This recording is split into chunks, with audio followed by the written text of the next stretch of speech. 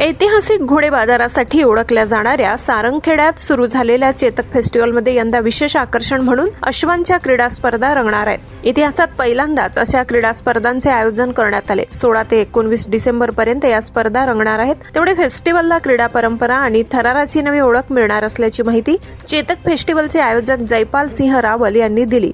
या अश्व क्रीडा स्पर्धांमध्ये घोड्यांची वेग स्पर्धा, 24 किलोमीटर रेस स्पर्धा, barrel race, ball bucket, show jumping, tent pegging, ring pegging अशा वेगवेगळ्या अश्व स्पर्धा होणार आहेत। या स्पर्धेसाठी जवळपास भारतातील वेगवेगळ्या भागातून 200 विद्यार्थी दाखल झाले। तसेच देशातील विविध राज्यातून आलेले नामांकित अश्व व अश्व मालक या स्पर्धांमध्ये सहभागी होणार असून प्रत्येक स्पर्धेत घोड्यांची ताकद, चपळता आणि प्रशिक्षणाचे उत्कृष्ट दर्शन घडणार आहे। चेतक फेस्टिवलच्या माध्यमातून सारंगखेड्याची अश्वक्रीडा परंपरा अधिक भक्कम होत असून या अश्व स्पर्धेमुळे चेतक फेस्टिवल हा देश पातळीवर प्रसिद्ध झालाय।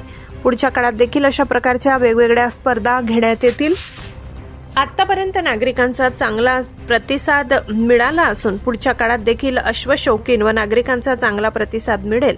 नागरिकांनी मोठ्या संख्येने उपस्थित राहून या थरारक अश्व क्रीडा स्पर्धांचा आनंद घ्यावा असे आवाहन चेतक फेस्टिवलचे आयोजक जयपाल सिंह रावल यांनी केले।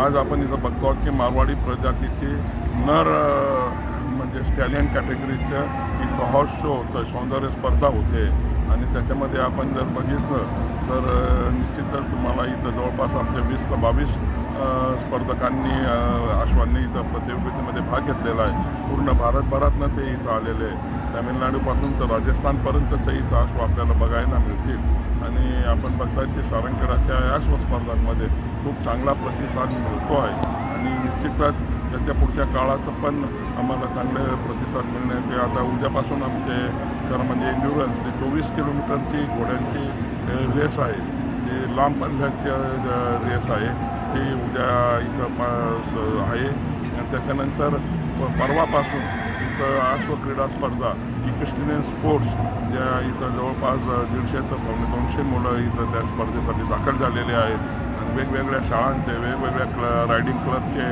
इथं ते विद्यार्थी आहेत आणि मोठेसुद्धा ओपनसुद्धा त्याच्यामध्ये कॅटेगरी आहे आणि त्याच्यातल्याच इथं प्रतियोगिता या 2-4 दिवसात आपल्याला पुढच्या 16 तारखेपासून ते 19 तारखेपर्यंत बघायला मिळतील।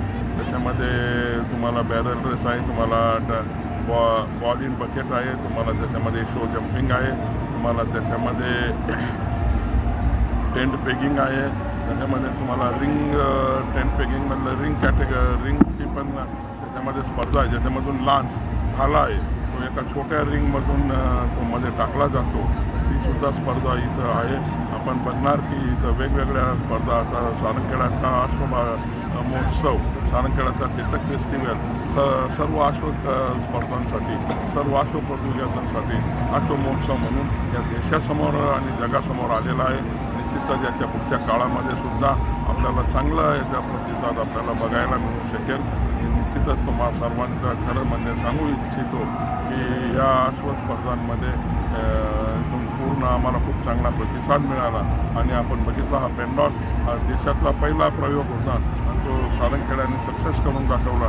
त्याच्यानंतर संपूर्ण देश आता याला फॉलो करेल आणि निश्चित सारंगखेड्यासाठी गौरवाची बाब आहे। आम्ही निश्चितच नवीन काहीतरी बदल करून त्याला अपग्रेड करून देशासमोर, जगासमोर येण्याचा प्रयत्न करतो। सारंगखेडा चेतक फेस्टिवलची हीच खासियत आहे आणि सारंगखेडा चेतक महोत्सवाला, सारंगखेडा चेतक फेस्टिवलला खूप उदंड असा प्रतिसाद मिळतो आहे। धन्यवाद।